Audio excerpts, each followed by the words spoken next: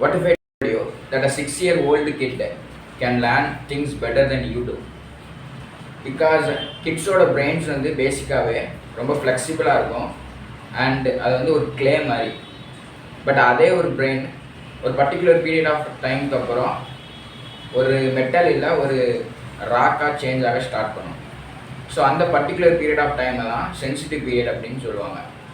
பேசிக்காகவே நம்ம பிரெயின் எப்படின்னா ஒரு பெரிய வேர் ஹவுஸ் இருக்குது, ரொம்ப டார்க்கான இடத்துல இருக்குது.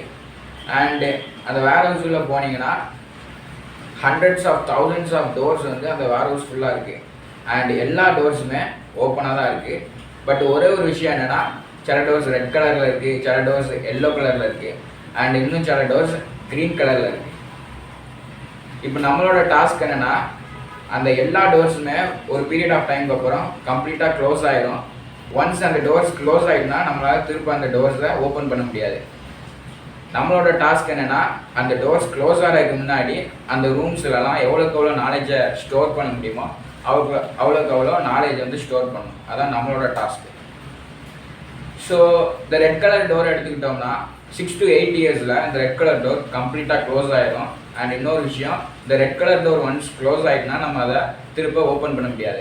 இதுதான் இந்த ரெட் கலர் டோரில் இருக்க பெரிய டிஸ்அட்வான்டேஜ். ஸோ பேசிக்காக இந்த ரெட் கலர் டோர் இருக்க ரூம்ஸில் என்னெல்லாம் ஸ்டோர் பண்ண முடியும்னா, நம்மளோட விஷுவல் நாலேஜ் இந்த மாதிரி திங்ஸ்லாம் இந்த ரெட் கலர் டோர் இருக்க ரூம்ஸில் தான் ஸ்டோர் பண்ண முடியும். ஸோ அந்த 6 to 8 இயர்ஸுக்கு அப்புறம் நம்மளோட விஷுவல் டேட்டாஸை வந்து நம்மளால் ஸ்டோர் பண்ண முடியாது. பிகாஸ் அந்த டேட்டாவை ஸ்டோர் பண்ணுற ரூம்ஸ் எல்லாமே க்ளோஸ் ஆகிட்டு, ஸோ நம்மளால் இதுக்கடுத்து அந்த டோர்ஸை ஓப்பன் பண்ண முடியாது அண்ட் எந்த ஒரு நாலேஜுமே ஸ்டோர் பண்ண முடியாது. இப்போ அப்படியே எல்லோ கலர் டோர்ஸ்க்கு வந்தோம்னா, இது 15 to 25 இயர்ஸில் வந்து இந்த டோர்ஸு க்ளோஸ் ஆக ஸ்டார்ட் ஆகும். பட் இதில் ஒரு அட்வான்டேஜ் இருக்குது. இந்த டோர்ஸ் வந்து கொஞ்சம் ஸ்லோவாக தான் க்ளோஸ் ஆகும். ரெட் கலர் டோர்ஸ் க்ளோஸ் ஆன மாதிரி ஃபாஸ்ட்டாக க்ளோஸ் ஆகாது. இது வந்து கொஞ்சம் ஸ்லோவாக தான் க்ளோஸ் ஆகும். ஸோ இப்போ ஒரு டோர் வந்து ஃபுல்லாக ஓப்பனாக இருக்கும்போது நம்மளால் ஒரே நேரத்தில் அதிகமான திங்ஸை உள்ளே கொண்டு போய் ஸ்டோர் பண்ண முடியும். அதே அது கொஞ்சம் க்ளோஸாக இருந்ததுன்னா ஸ்டில் நம்மளால் திங்ஸை ஸ்டோர் பண்ண முடியும், பட் ஆனால் கொஞ்சம் கம்மியாக கொண்டு போய் ஸ்டோர் பண்ண முடியும். அதே தான் நம்ம பிரெயின்ஸ்லேயும் நடக்குது. ஸோ அந்த டோர்ஸ் வந்து ஸ்லோவாக க்ளோஸ் ஆகிட்டே வரும். ஃபஸ்ட்டு ஸ்டார்டிங்கில் நம்ம ஒரே நேரத்தில் அதிகமான நாலேஜை ஸ்டோர் பண்ண முடியும் அண்ட் ஈஸியாக லேர்ன் பண்ண முடியும். பிகாஸ் நம்ம பிரெயின்ஸ் வந்து ஃப்ளெக்சிபிளாக இருக்குது. பட் இப்போது நம்மளுக்கு ஏஜ் ஆக ஆக பிரெயின்ஸோட அந்த ஃப்ளெக்சிபிலிட்டி வந்து கம்மியாயிரும். கொஞ்சம் கொஞ்சமாக ராக்ஸாக சேஞ்ச் ஆக ஸ்டார்ட் பண்ணுது. ஸோ அந்த டோர்ஸ் வந்து கொஞ்சம் பாதி க்ளோஸ் ஆனதுனால நம்மளால் கம்மியான நாலேஜ் தான் உள்ள ஸ்டோர் பண்ண முடியும். அதனால் நம்மளால் சில ஸ்கில்ஸை லேர்ன் பண்ண கொஞ்சம் லேட் ஆகும். ஸோ அந்த எல்லோ கலர் டோர்ஸ் இருக்கிற ரூம்ஸில் என்னெல்லாம் ஸ்டோர் ஆகும்னா, நம்மளோட பேசிக் ஃபவுண்டேஷனல் திங்ஸ் எல்லாமே இந்த எல்லோ கலர் டோர் இருக்கிற ரூமில் தான் ஸ்டோர் ஆகும்.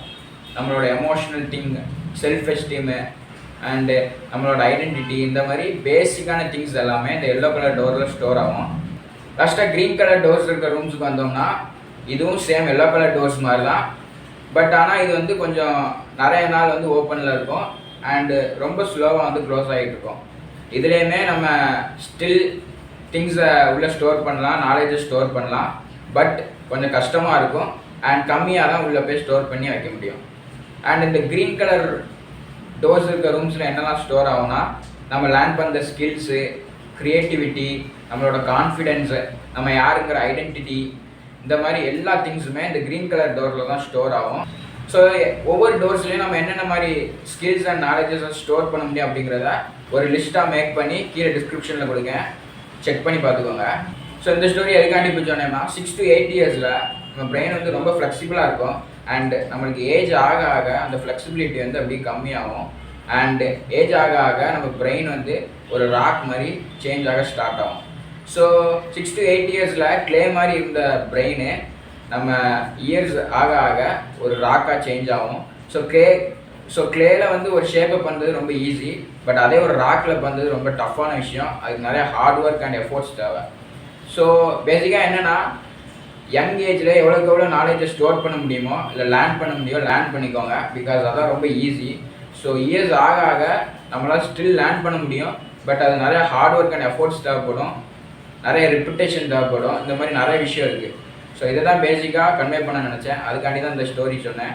அண்ட் டிஸ்கிரிப்ஷனில் எந்தெந்த ஸ்டேஜஸில் எந்தெந்த மாதிரி நாலேஜ்லாம் நம்ம எந்தெந்த ரூம்ஸில் ஸ்டோர் பண்ண முடியுங்கிறத கீழே கொடுங்க, செக் பண்ணி பாருங்கள். லைவ் ஒயர்ட் அப்படிங்கிற புக்கில் தான் இந்த விஷயத்த நான் லேர்ன் பண்ணேன். அண்டு அந்த புக்கில் இன்னும் நிறைய விஷயம் பிரெயின்ஸை பற்றி டீட்டெயிலாக எக்ஸ்பிளைன் பண்ணியிருக்காங்க. ஒருவேளை நீங்கள் இதில் இன்ட்ரெஸ்டடாக இருந்தீங்கன்னா, இன்னும் நிறைய விஷயம் பிரெயினை பற்றி லேர்ன் பண்ணுன்னா கீழே பிரெயின் கமெண்ட் பண்ணுங்கள்.